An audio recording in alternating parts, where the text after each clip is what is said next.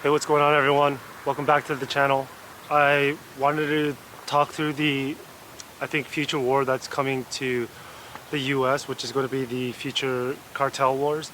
And I think a lot of people are waking up to this. I think they are more aware of the situation now that the US has a huge problem. You know, aside from the financial stuff, I think that we have a huge problem on the ground level, right? On the street level. And we can see this with the homeless and drug use all around the cities, right? And it seems that that situation will not get better. And I think that it's getting worse because of an external factor, right? There are internal issues, right? Because the drug market in the US it overshadows almost every country in any country.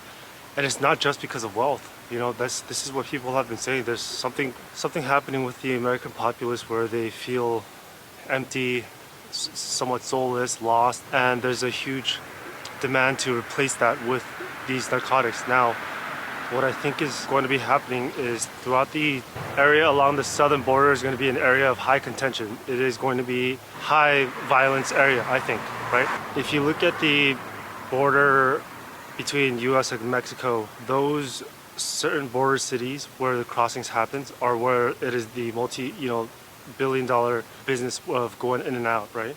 And the different cartel factions, obviously control that. In fact, Ian Grillo said that they were putting fentanyl in cocaine and nobody knew why. If I'm not mistaken, wasn't it Ed Calderon that said that the cartels would have, if the US were beginning to make moves to sort of stop the cartels or make war with the cartels would put fentanyl in, let's say, cocaine and whatnot, and purposely try to take out Americans, right? And the issue with this country is because the cocaine, that if you lace it with fentanyl, it's not just the regular street people or homeless people that will die. It's celebrities, rich people, CEOs.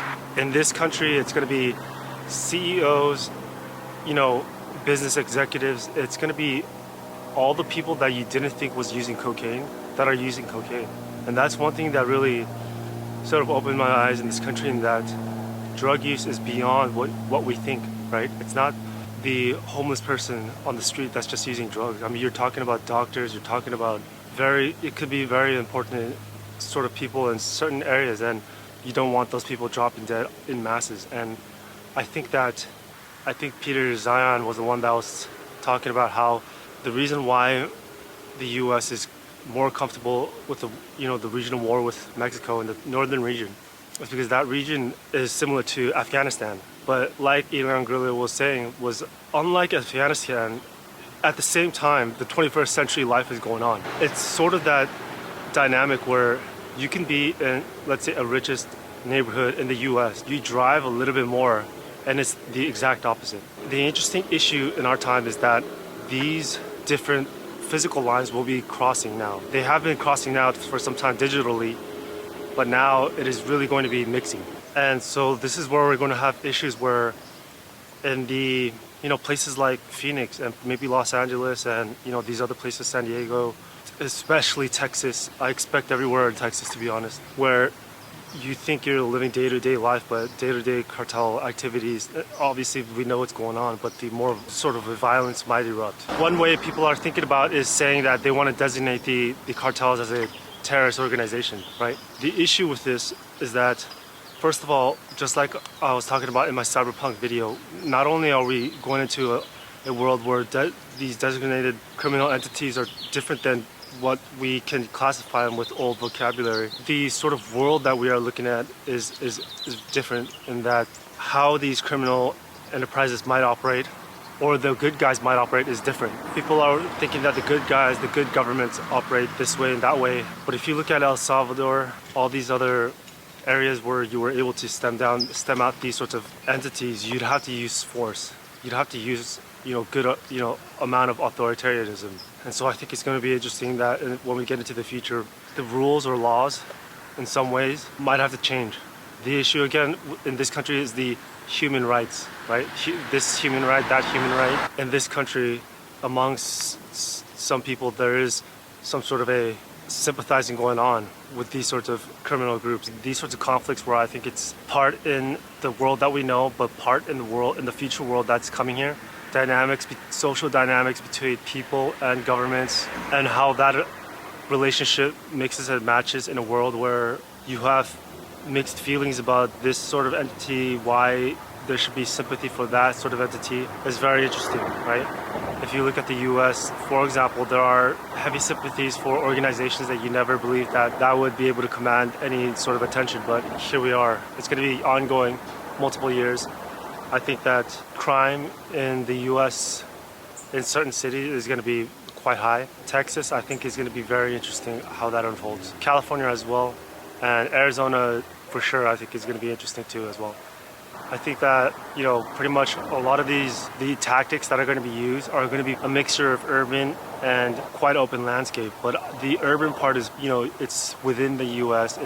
It's in major cities like Chicago, Los Angeles, New York, and I think that how they, figure out to try and rid this out is going to be very, because there needs to be legislation changes and law changes, right? Because many of these people that we're talking about that the U.S. might go to war with are U.S. citizens, right? At the end of the day, if they're cartel members or whatever and whatnot, they are going to be U.S. citizens cartel members and U.S. citizens drug dealers and U.S. citizens criminal organizations, right?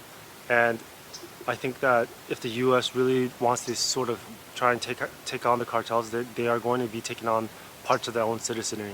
This is why this issue is the most entangled, messiest issue that I think anyone has ever seen, right? Because again, remember the drug clients in the U.S. are also not just people that the U.S. government would not care about. It's going to be higher up people, and this is going to be one, gigantic pot of nobody knows what's actually going to happen. So I kind of want to get the people's minds, acclimated to what could be happening, what we're looking at, and sort of begin to think of all the options of all the things that could happen. Because to me, what's difficult for me to figure out and assess in this cartel war, or for anybody, is because there's so many things that the U.S. has to go through to even get there, right? We haven't even really started. We haven't really even begun. And, we're talking about the U.S. is still going into the big, stages of power struggle right now, right? During those sorts of time periods, and we haven't even gone through all these other things. And, to try and figure out how the country is going to deal with the cartel is, at the end of the day, it will need a unified government, a unified structure. But the way we're looking at it right now, seems to me, it's obvious that means that at the end of the day, there will be an entity that would have won. That is the dominant power. Whether that's the left, the right, or who knows, we'll have to wait and see. At the end of the day, we don't know if many agreements come along with different organizations regarding the cartel, right? Because let's say the U.S. is heavily weakened in some way or some capacity because it splits or there's conflict. Maybe there will be needed alliance, right? And if we go into an area of the beginning stages of the cartel wars, if not already, and that means that the issue with China, Russia, and the internal conflict and civil conflict in the U.S. has already passed. So I think the cartel wars are, a little bit further away, but it seems to be getting closer and closer. So just keep your eye on that. The governing structure of that U.S. in the future will have already need to make changes of laws, right? I think in a lot of ways, some of the laws that we have right now is going to be difficult because you're going to have a lot of these members that are already U.S. citizens. And so it's going to be sort of messy, sort of hazy, kind of like how we have, let's say, the Dreamer Act or the undocumented citizenry and things of that nature. It's going to be messy. And so I think that there needs to be political and legal pathways for this to happen.